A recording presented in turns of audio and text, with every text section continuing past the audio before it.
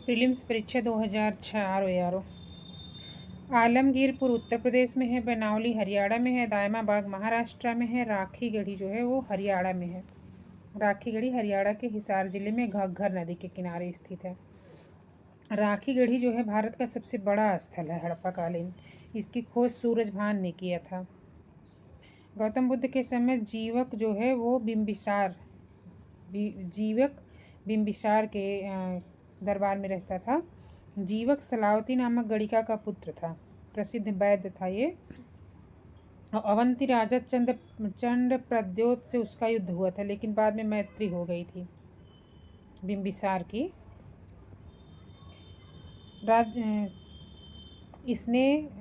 बिम्बिसार ने जीवक को चंड प्रद्योत के राज में चिकित्सा के लिए भेजा था। नयनार जो थे वो शैव धर्म से संबंधित थे। इनकी संख्या 63 मानी गई है। अलवार संतों को, वैष्णव संतों को अलवार कहा जाता है दक्षिण भारत में, और ये 12 हैं। जो अलवार संत हैं इनके पदों के संग्रह को दिव्य प्रबंध कहा जाता है। इनकी तुलना वेदों से की गई है। अलवार संतों को भक्ति आंदोलन का जन्मदाता माना जाता है। विक्रम एवं शक संवत में कितना अंतर होता है? तो 135 वर्ष का। विक्रम संवत 57 ईसा पूर्व को माना जाता है और शक संवत जो है वो कुषाण शासक कनिष्क ने चलाया था, 78 ईस्वी सन माना जाता है, ईसा पूर्व। तो दोनों का अंतर जो होता है 78 + 57 = 135 वर्ष होता है। 135 वर्ष। गिरनार क्षेत्र में जल संसाधन व्यवस्था की ओर कौन कौन ध्यान दिए थे? तो चंद्रगुप्त मौर्य और अशोक ने ध्यान दिया था। चंद्रगुप्त मौर्य और अशोक। चंद्रगुप्त मौर्य के समय गिरनार क्षेत्र का गवर्नर पुष्यगुप्त वैश्य था। इसने झील का पुनर्निर्माण करवाया था। टॉलमी फिलाडेल्फस, जिसके साथ अशोक के राजनयिक संबंध थे, वो मिस्र का शासक था। टॉलमी फिलाडेल्फस मिस्र का शासक था। मौर्यकालीन शासक अशोक ने राज्याभिषेक के 20वें वर्ष लुम्बिनी की यात्रा की थी। रुम्मिनदेई लघु स्तंभ लेख को स्थापित करवाया था वहाँ पे बुद्ध का। इसी में रुम्मिनदेई लघु स्तंभ लेख में ही बुद्ध के जन्मस्थल का लुम्बिनी जो है वो जिक्र है। भूमि होने के कारण लुम्बिनी ग्राम का कर माफ कर दिया था। भू राजस्व को 1/6 से घटाकर 1/8 कर दिया था। जैन धर्म के प्रति खारवेल का कलिंग का चेदी शासक था। खारवेल जैन धर्म का महान संरक्षक था। अशोक के पौत्र संप्रति को इसमत का संरक्षक। जैन धर्म के साहित्य में अशोक के पौत्र संप्रति को बहुत इंटरेस्ट था। तो कलिंग का चेदी शासक खारवेल और अशोक का पौत्र संपत्ति, ये सब जो है जैन धर्म के प्रति झुकाव रखते थे। दीवाने इस्तिहाक का स्थापित किया था फिरोज शाह तुगलक ने। इसने फिरोजाबाद, फतेहाबाद, हिसार, फिरोजपुर ये सब नगर बसाया था। लोक निर्माण विभाग की स्थापना किया था फिरोज शाह तुगलक ने। कृष्णदेव राय के अधीन किस साहित्य का स्वर्ण युग माना जाता है? तो तेलुगु साहित्य। तेलुगु साहित्य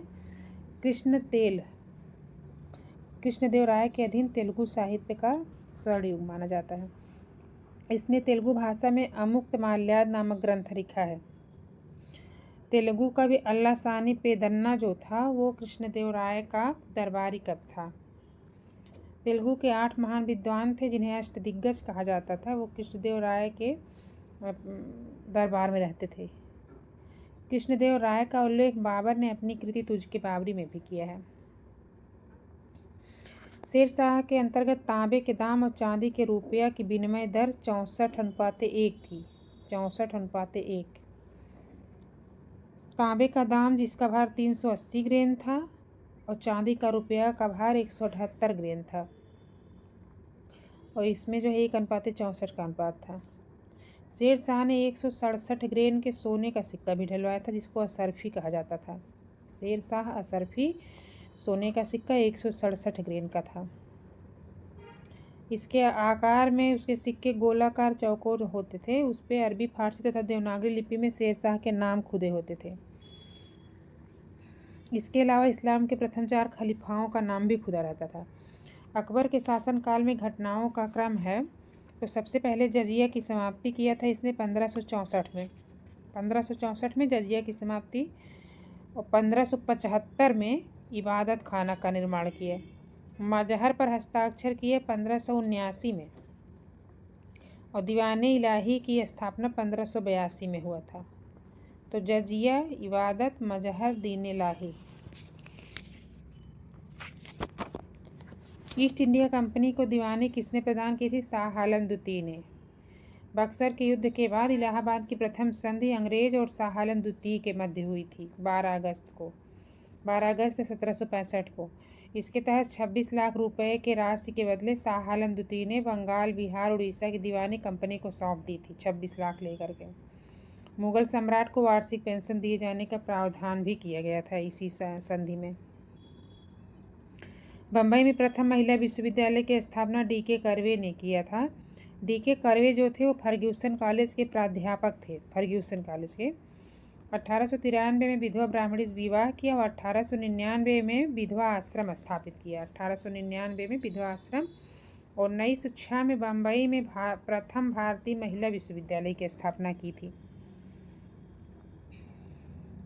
प्रथम गोलमेज सम्मेलन 1930 से 31 के तक चला था। द्वितीय गोलमेज सम्मेलन 7 सितंबर 1931 से 1 दिसंबर, तृतीय वाला 17 नवंबर 1932 से 24 दिसंबर 1932 तक चला था। नवंबर से दिसंबर 32 तक लंदन में। नेक्स्ट है शंकर नायर जो थे वो वायसराय की कार्यकारिणी से इस्तीफा दिए थे 13 अप्रैल 1919 के जलियांवाला बाग हत्याकांड के बाद। ब्रिटिश भारत की राजधानी कलकत्ता से दिल्ली स्थानांतरण हुई थी लॉर्ड हार्डिंग के समय में। इसका कार्यकाल है 1910 से 1916। 1911 में तृतीय दरबार का आयोजन किया गया था दिल्ली में। जॉर्ज पंचम आया था। इसी समय बंगाल विभाजन निरस्त किया गया था। चंद्रशेखर आज़ाद को काकोरी कांड जो 5 फरवरी 1922 में हुआ था काकोरी कांड। इसमें सचिंद्रनाथ बख्शी, मुकुंदीलाल वल्लभ भाई पटेल ये सब जुड़े हुए थे काकोरी कांड से। बाकी चंद्रशेखर आज़ाद, HRA के क्रांतिकारियों ने लखनऊ, हिंदुस्तान रिपब्लिकन एसोसिएशन के क्रांतिकारियों ने लखनऊ सहारनपुर रेल लाइन पर काकोरी जाने वाली 8 डाउन मालगाड़ी को लूट लिया था। इसमें 29 क्रांतिकारियों को काकोरी षड्यंत्र केस के तहत मुकदमा चलाया गया था। 29 को 17 लोगों को लंबी सजा मिली थी। चंद्रशेखर आज़ाद भी शामिल थे लेकिन पुलिस उन्हें पकड़ नहीं पाई थी। भारतीय गवर्नर जो एकमात्र भारतीय थे सी राजगोपालाचारी 1948 से 50 तक थे। 26 जनवरी 1950 को भारतीय गणतंत्र की स्थापना के बाद गवर्नर जनरल का पद समाप्त कर दिया गया था। भारतीय स्वतंत्रता का आधार बनी थी माउंटबेटन योजना। 24 मार्च 1947 लॉर्ड माउंटबेटन गवर्नर जनरल बनकर आए थे और 3 जून को माउंटबेटन योजना आई थी। 3 जून 1947 को। इसी योजना के आधार पर भारत का विभाजन हुआ था और ब्रिटिश संसद द्वारा भारत स्वतंत्रता अधिनियम 1947 पास किया गया था। नमक सत्याग्रह के समय गिरफ्तार हो जाने के बाद आंदोलन किसने संभाला था? तो अब्बास तैयब जी। नमक सत्याग्रह जो सविनय अवज्ञा आंदोलन के समय हुआ था 1930 में, जब गांधी जी गिरफ्तार हो गए तो नेतृत्व अब्बास तैयब जी ने किया था। गांधी जी की गिरफ्तारी सोलापुर में की गई थी। इसमें स्त्रियां महत्वपूर्ण भूमिका में थी इस आंदोलन में। सचिंद्रनाथ सान्याल द्वारा हिंदुस्तान रिपब्लिकन एसोसिएशन का नाम बदलकर हिंदुस्तान सोशलिस्ट रिपब्लिकन एसोसिएशन कर दिया गया था चंद्रशेखर आज़ाद के द्वारा। तो हिंदुस्तान रिपब्लिकन एसोसिएशन की स्थापना 1924 को कानपुर में किया गया था।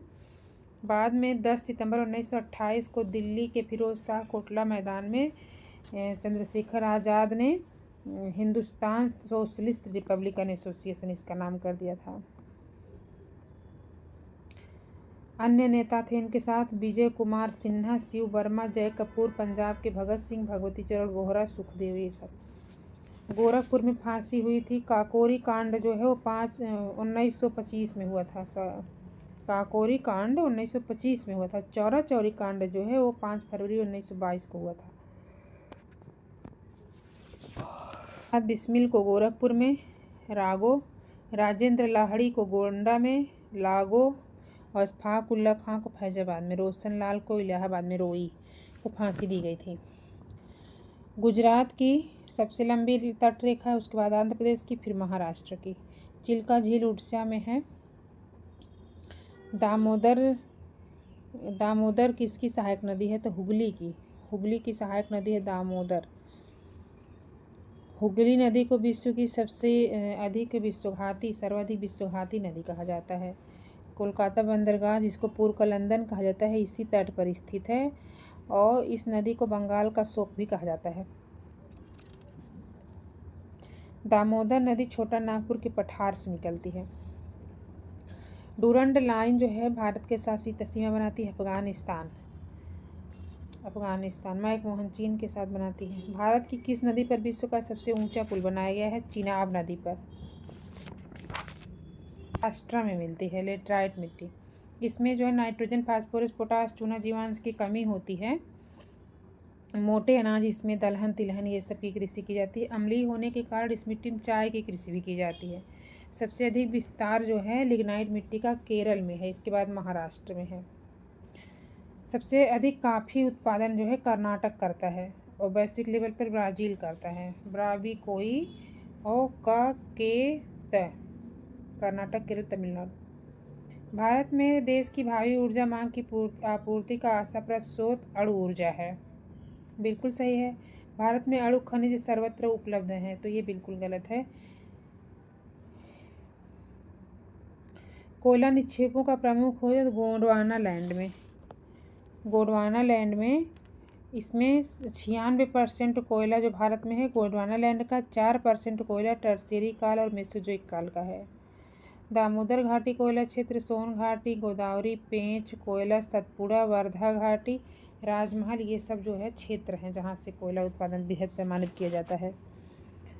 पृथ्वी की आयु यूरेनियम डेटिंग से ज्ञात करते हैं, यूरेनियम डेटिंग। और जीवाश्मों की आयु जो है कार्बन डेटिंग से ज्ञात करते हैं। टाइटन सबसे बड़ा चंद्रमा है शनि का सबसे बड़ा चंद्रमा है टाइटन। शनि ग्रह के 82 उपग्रह हैं। टाइटन सबसे बड़ा उपग्रह है उसका। 10 वलय पाए जाते हैं इस पे और लगभग इसका तापमान -180 डिग्री है। प्रत्येक सूर्य ग्रहण होता है केवल अमावस्या के दिन। एक कैलेंडर में अधिकतम 7 ग्रहण होते हैं, सूर्य चंद्र ग्रहण सब मिला करके। सूर्य ग्रहण की घटना वर्ष में कम से कम 2 बार, अधिकतम 5 बार हो सकती है।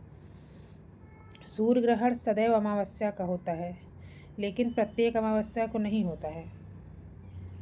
जिस अमावस्या को चंद्रमा पृथ्वी के कक्ष तल में आ जाता है उसी दिन सूर्य ग्रहण लगता है। पृथ्वी सूर्य की परिक्रमा करती है, ये बताया था बाराहमीर ने बताया था। ये इसकी बुक है बृहत संहिता पंच सिद्धांतिका। किम्बरले हीरा की खान है। मिलान रेशम उत्पादक क्षेत्र है। शेफील्ड छुरी कांटा के लिए प्रसिद्ध है और हवाना जो है वो शिकार के लिए प्रसिद्ध है। हवाना शिकार के लिए। मांस उद्योग के लिए कंसास प्रसिद्ध है। शेफील्ड कैंची छुरी के लिए। कावासाकी लोहा इस्पात उद्योग के लिए। डेट्रॉयट ऑटोमोबाइल के लिए। बॉक्साइट एल्यूमिनियम का अयस्क है। गैलेना शीशे का। किर्गिज मध्य एशिया में पाई जाती है। मसाई जो है वो मसाई पूर्वी अफ्रीका में पाई जाती है। पूर्वी अफ्रीका में तंजानिया, केन्या और पूर्वी उगांडा क्षेत्र में। पशुचारक है। पठारी, घुमक्कड़ी, झोपड़ी नुमा घरों में जो रहते हैं मसाई, उनको क्राल कहा जाता है। किर्गिज मध्य एशिया की है। रेड इंडियन उत्तरी अमेरिका की है। एस्किमो कनाडा और ग्रीनलैंड के टुंड्रा प्रदेश की है। जन्म के समय जीवन प्रत्याशा सर्वाधिक है जापान में। अब के अकॉर्डिंग देखा जाए सबसे अधिक हांगकांग का है। जापान का दूसरे नंबर पर स्थान है। जनसंख्या घनत्व के हिसाब से देखें तो पश्चिम बंगाल, बिहार, उत्तर प्रदेश, केरल नहीं, बिहार की सबसे अधिक है जनसंख्या घनत्व का देखा जाए 382 राष्ट्रीय लेवल पे है, और 4 घनत्व वाले हैं तो बिहार, पश्चिम बंगाल, केरल, उत्तर प्रदेश। गुजरात, पश्चिम बंगाल, केरल, महाराष्ट्र में महाराष्ट्र सबसे अधिक नागरिकृत है, उसके बाद उत्तर प्रदेश, फिर तमिलनाडु, फिर पश्चिम बंगाल। न्यूनतम जनघनत्व है अरुणाचल, मिजोरम, सिक्किम, नागालैंड। सबसे कम है अरुणाचल में, उसके बाद मिजोरम में, उसके बाद सिक्किम में, उसके बाद नागालैंड में। ये नियुक्त लोकसभा अध्यक्ष करता है। यह एक वित्तीय समिति है। 22 सदस्य होते हैं, 15 लोकसभा, 7 राज्यसभा से। यह समिति जो कैग है उसकी रिपोर्ट की समीक्षा करती है और अपना प्रतिवेदन लोकसभा को देती है। परंपरा के अनुसार इस समिति का अध्यक्ष विपक्ष का नेता बनाया जाता है। लोकसभा में प्रस्तुत किया जाता है। वित्त विधेयक लोकसभा में सदैव प्रस्तुत किया जाता है। अपेक्षित न्यूनतम आयु राज्यसभा के लिए है 30 वर्ष। 30 वर्ष और बाकी है भारत का नागरिक हो, जो राज्यसभा का सदस्य बनने के लिए प्रत्याशी भारत का नागरिक हो, 30 साल का हो चुका हो, लाभ के पद पे ना हो, चुनाव संबंधी अपराध के कारण चुने जाने के अधिकार से वंचित न कर दिया गया, पागल दिवालिया न हो और संसद द्वारा निर्धारित अन्य योग्यताएं रखता हो। विधानसभा की सर्वाधिक संख्या जो है वो उत्तर प्रदेश में 403। इसमें अनुच्छेद 170 के तहत राज्य विधानसभा के सदस्यों की संख्या कम से कम 60, अधिकतम 500। अनुच्छेद 170। आर्थिक नियोजन भारतीय संविधान की समवर्ती सूची में है। आर्थिक नियोजन संविधान का 52वां संविधान संशोधन जो है वो दल बदल से संबंधित है। 52वां दल बदल से 1985 में आया था। इसके तहत 10वीं अनुसूची जोड़ी गई थी। 52वां 10। प्रधानमंत्री इस समय राजीव गांधी थे। पंचायती राज की अनुशंसा बलवंत राय मेहता समिति की रिपोर्ट 1957 में किया गया था। इसके तहत त्रिस्तरीय योजना का किया गया था। राजस्थान फिर आंध्र प्रदेश ने लागू किया था। सिक्किम जो है वो 36वें संशोधन द्वारा 35वें संविधान संशोधन द्वारा सिक्किम को सह राज्य का दर्जा दिया गया और 36वें संविधान संशोधन 1975 द्वारा पूर्ण राज्य का दर्जा दिया गया। तो सह राज्य का दर्जा दिया गया था सिक्किम को 35वें द्वारा और पूर्ण राज्य का दिया गया था 36वें संविधान संशोधन 1975 द्वारा। सिक्किम में चोग्याल का पद समाप्त कर दिया गया। इसके तहत चोग्याल जो पद होता था उसको समाप्त कर दिया गया। सबके लिए शिक्षा 2015 तक संयुक्त राष्ट्र संघ ने लक्ष्य निर्धारित किया है। सबके लिए शिक्षा 2015 तक कंप्लीट हो जानी चाहिए। 6 से 14 वर्ष तक के बच्चों का 2001 से अनिवार्य शिक्षा कर दिया गया है। 2001 से सर्व शिक्षा अभियान 2001 से शुरू किया गया है। योजना आयोग का अध्यक्ष या अब तो नीति आयोग है, इसका अध्यक्ष प्रधानमंत्री होता है। मिश्रित अर्थव्यवस्था का तात्पर्य है निजी और सार्वजनिक दोनों क्षेत्रों की विद्यमानता होनी चाहिए। बैंक सार्वजनिक क्षेत्र का बैंक कौन सा है? तो इंडियन ओवरसीज बैंक जो है वो सार्वजनिक क्षेत्र के बैंक है। वाणिज्यिक बैंकों का निजीकरण 1969 में हुआ था। 14 बड़े वाणिज्यिक बैंकों का निजीकरण 1969 में हुआ था, 19 जुलाई 1969 को। और दोबारा इन बैंकों का राष्ट्रीयकरण हुआ था जो 15 अप्रैल 1980 से। तो पहले 69 मतलब 70 से एक साल पहले 1969 में हुआ। इसमें 14 बैंकों का, अब बाद में 1980 में फिर 6 बड़े बैंकों का हुआ है।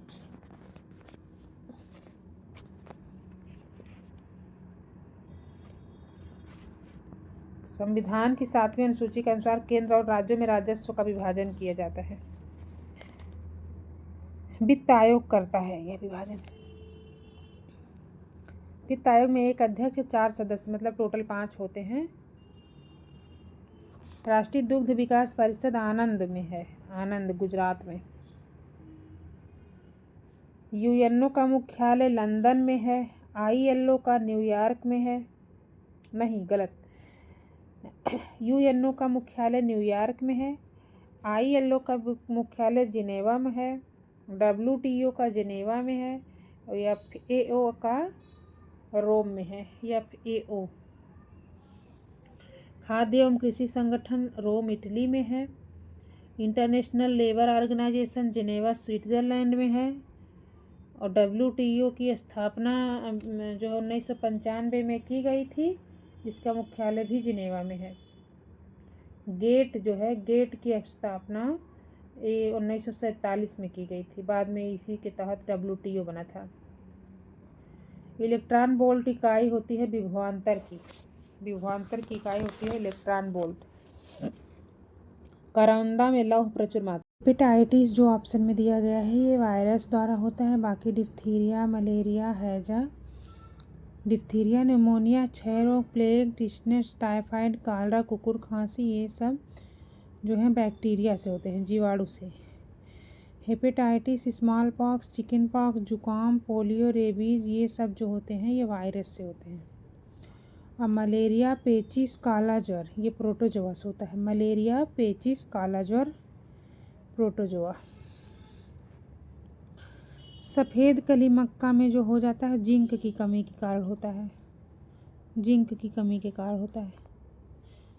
जिंक की अधिकता से नई पत्तियां उजली निकलने लगती हैं। सिराओं के मध्य धब्बे दिखा देते हैं। एशिया का प्रथम मानव DNA बैंक लखनऊ में स्थापित किया गया है। संयुक्त राज्य अमेरिका विश्व का दूसरा DNA बैंक है। प्रथम संयुक्त राज्य अमेरिका में बनाया गया है। श्यामी जुड़वा, ऐसे जुड़वा के लिए जो एक दूसरे से जुड़े होते हैं, इनको श्यामी जुड़वा कहते हैं। Indian institute of remote sensing Dehradun में है। Indian institute of remote sensing Dehradun में है। स्थापना इसकी 1966 में की गई थी। देश का प्रथम पुलिस संग्रहालय गाजियाबाद में बनाया गया है। उत्तर प्रदेश के भदोही, जिसको अब संत रविदास नगर कहा जाता है, भारतीय कारपेट प्रौद्योगिकी संस्थान यहाँ पे है। इसको कारपेट सिटी के नाम से भी जाना जाता है। मुरादाबाद जिले में राष्ट्रीय डिजाइन केंद्र है। स्वावलंबी योजना जो है वो महिलाओं को प्रशिक्षण एवं कौशल प्रदान करता है। दुधवा राष्ट्रीय उद्यान लखीमपुर खीरी में है, पीलीभीत जिले में। और उत्तर प्रदेश का एकमात्र राष्ट्रीय उद्यान है ये। निर्माण उद्योग, मूरी एल्यूमिनियम उद्योग, गुड़गांव मोटर गाड़ियाँ उद्योग, पनकी उर्वरक, तब विशाखापत्तनम पोत निर्माण, मूरी जो है वो एल्यूमिनियम के लिए, गुड़गांव से मोटर गाड़ियाँ, और पनकी से उर्वरक उद्योग है पनकी में। खनिज तेल गुजरात राज्य से, जिप्सम राजस्थान, कर्नाटक सोना, ओडिशा बॉक्साइट।